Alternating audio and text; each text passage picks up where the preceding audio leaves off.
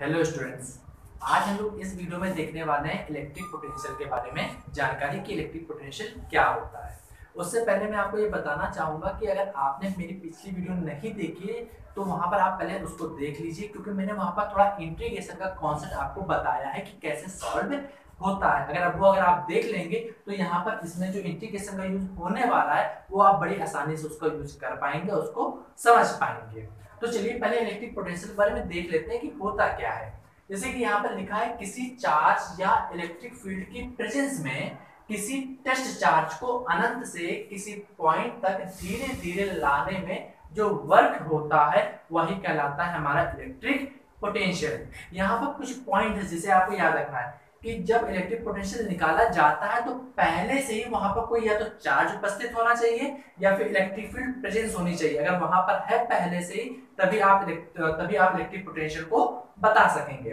दूसरा पॉइंट यहाँ पर कि चार्ज को हम लोग अनंत से लाते हैं, इनफिनाइट से उठाकर लाएंगे। दूसरा पॉइंट यहाँ पर और क्या है कि चार्ज को धीरे धीरे लाया जाता है, चार्ज एक्सलेट ना कर पाए, उसके पास त्वरण ना आ पाए, एक्सलेशन उसमें नहीं होना चाहिए। तो दूसरा पॉइंट हमारा ये हो गया। और जो लाने में जो हम लोग काम करेंगे, जो वर्क करेंगे, वही वर्क हमारा स्टोर हो जाता है इलेक्ट्रिक पोटेंशियल के रूप में। तो चलिए इसको हम लोग डायग्राम से समझते हैं तो बड़ी आसानी से आपको समझ में आएगा। जैसे कि मान लीजिए मैंने यहाँ पर कोई पहले से चार्ज Q ले लिया है, Q चार्ज पहले से पॉजिटिव वाला यहाँ पर उपस्थित है।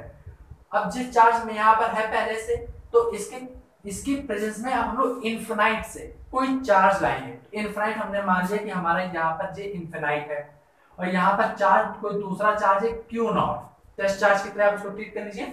Q नॉट चार्ज हमारे यहाँ पर रखा हुआ। जे पॉइंट कोऑर्डिनेट यहाँ से मान लीजिए ये x बराबर 0 लाइन है, यहाँ से x, यहाँ से जो दूरी होगी x बराबर इनफिनाइट की डिस्टेंस होगी। अब उस चार्ज को हमें लाना है किसी जनरल पॉइंट पे। जनरल पॉइंट हमने मान लिया कि इस चार्ज से r दूरी पर आपको लाके पुट करना है। तो x बराबर r डिस्टेंस में हम लोग आएंगे और यहाँ पर कोई पॉइंट है a, यहाँ पर चार्ज लाके आपको रखना है। अब कुछ कॉन्सेप्ट यहाँ पर आपको पहले से समझने होंगे, जैसे वो कॉन्सेप्ट हमारे कौन कौन से पहले उसको देख लेते हैं। एक चीज देखिए, जैसे कि हमारा जो प्लस वाला जो चार्ज है ये प्लस का है और जो चार्ज को लाया जाएगा वो भी चार्ज हमारा कैसा है, प्लस का है। तो जब ये चार्ज इसके पास आएगा, दैट मीन ए वाले पॉइंट की तरफ आएगा, तो क्या जे प्लस वाला चार्ज इसको अपनी तरफ आने देगा? तो पहली बात तो ये आती है। तो सिंपल सी बात है कि प्लस प्लस एक दूसरे को रिपल करते हैं। जब क्यू नॉट चार्ज इधर आएगा तो उसको आने ही नहीं देगा, दूर की तरफ भेजेगा। मतलब कि ये चार्ज अपने आप तो आ ही नहीं सकता। मतलब क्या, इसको लाने के लिए कोई दूसरा व्यक्ति आएगा, कोई पर्सन आएगा, एजेंट आएगा, उसको लाके तब यहाँ पर रखेगा। पहला पॉइंट हम लोग ने यहाँ पर ये फाइंड कर लिया कि ये चार्ज अपने आप नहीं आने वाला, कोई एजेंट आएगा। दूसरा पॉइंट देखिए, जब जिस चार्ज को कोई एजेंट ला रहा होगा अपने पास यहाँ पर ए पॉइंट पर, तो एजेंट जो होगा उसको अपनी ताकत या जो फोर्स है वो बार बार बढ़ाना पड़ रहा होगा। क्यों? क्योंकि जैसे जैसे चार्ज नजदीक आएगा, जो प्लस वाला चार्ज उसको और तेजी से ताकत लगाकर उसको दूर की तरफ भेजेगा, क्योंकि पॉजिटिव पॉजिटिव चार्ज एक दूसरे को रिपेल करते हैं। तो ये चार्ज यहाँ पर जब नजदीक आएगा तो एजेंट जो होगा उसको भी अपनी ताकत धीरे धीरे बढ़ानी पड़ेगी, क्योंकि जो Q वाला चार्ज है ये भी फोर्स को क्या करेगा, अपना बढ़ाएगा। तो दूसरा पॉइंट हमें यहाँ पर ये पता चल गया। तो अभी हम लोगों ने जो पिछली वीडियो में देखा था कि फोर्स अगर वेरिएबल होता है तो जो वर्क आता है वो भी क्या होता है, वेरिएबल होता है। उसको फिर हम लोग को अलग प्रकार से हल करना होता है। तो कैसे हल करते हैं, देखिए कि जब ये चार्ज इधर आ रहा होगा तो यहाँ पर जैसे मान लीजिए पहुंचा चार्ज, हमने पहले मान लिया, क्योंकि हम लोग देख रहे हैं कि फोर्स तो हमारा वेरिएबल है, बार बार चेंज हो रहा है। तो हम लोग ऐसे कह सकते हैं कि हम लोग जर्नल से x पे आ गए, ये दूरी हमारी जर्नल से x है और यहाँ पर छोटा सा पार्ट हमने dx पार्ट लिया और इस dx वाले पार्ट में जो फोर्स है एजेंट का वो बदल नहीं रहा है। क्यों नहीं बदल रहा है जी? अगर आपने पिछली वीडियो देखी तो वहां पर आपको समझ में आ जाएगा। तो यहाँ पर जब चार्ज पहुंचा तो एजेंट फोर्स किधर लगा रहा होगा, इधर डायरेक्शन में, क्योंकि चार्ज को ला रहा होगा एजेंट ही, तो इधर की तरफ फोर्स लगा रहा होगा एजेंट। अब सिंपल बात है, एजेंट फोर्स लगा रहा है, लेकिन ये चार्ज भी तो फोर्स लगा रहा होगा, ये चार्ज नहीं चाह रहा है कि मेरे पास तो ए पॉइंट पर आओ, क्योंकि मैं भी प्लस का हूं, तुम भी प्लस के हो, तो हमसे दूर जाओ। तो जो चार्ज होगा वो फोर्स किस तरफ लगाएगा, राइट डायरेक्शन में। तो वो फोर्स लगाया एफ ई।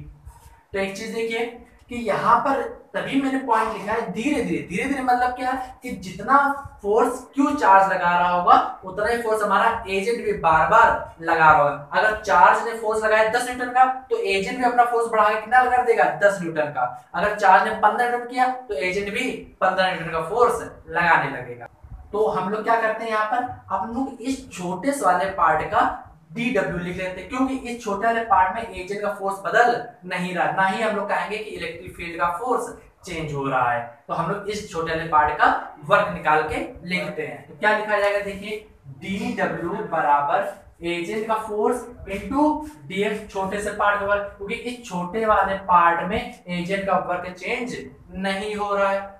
अब दूसरी बात यहाँ पर देखिए, दूसरा पॉइंट हमारा यहाँ पर क्या है, देखिए कि जो चार्ज है जो फोर्स लगा रहा है राइट डायरेक्शन में, एजेंट फोर्स लगा रहा है लेफ्ट डायरेक्शन में। तो अब इन दोनों में अपोजिट डायरेक्शन है, मतलब कि अगर हम लोग एक डायरेक्शन को पॉजिटिव मान रहे हैं तो दूसरे वाले को नेगेटिव माना जाएगा।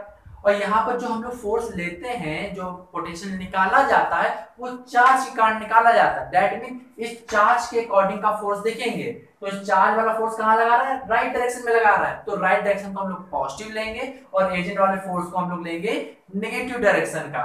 तो यहाँ पर हम लोग आगे लगा ले रहे हैं माइनस का साइन। जब माइनस साइन क्यों लगाया हम लोगों ने, सिंपल हम लोग कह सकते हैं एजेंट का फोर्स है अपोजिट डायरेक्शन में, एजेंट का फोर्स अपोजिट डायरेक्शन में, अपोजिट डायरेक्शन में, अपोजिट डायरेक्शन में फोर्स है, इसका हम लोग यहाँ पर माइनस साइन का यूज कर रहे हैं। अब हमने कहा जी तो हमारा छोटा सा वर्क निकला डीडब्ल्यू का, लेकिन हमें छोटा सा वर्क नहीं चाहिए, क्योंकि चार्ज तो हमारा इनफिनाइट से आएगा, कहां तक आएगा, हमारे पास ए पॉइंट तक आएगा। तो हमें तो अब हम लोग क्या करते हैं, यहाँ पर जो छोटा सा वर्क है उसको हम लोग क्या करेंगे, इंटीग्रेट करेंगे, क्योंकि हमारा छोटा सा वर्क केवल इतना ही नहीं होगा, इनफिनाइट से आर डिस्टेंस तक लाया गया है, तो वहां पर हमें कई सारे छोटे छोटे वर्क हुए होंगे, तो हमें उन सबको ऐड करना पड़ेगा, और ऐड करने के लिए हम लोग को इंटीग्रेशन करना पड़ेगा। तो चलिए करते हैं इंटीग्रेशन।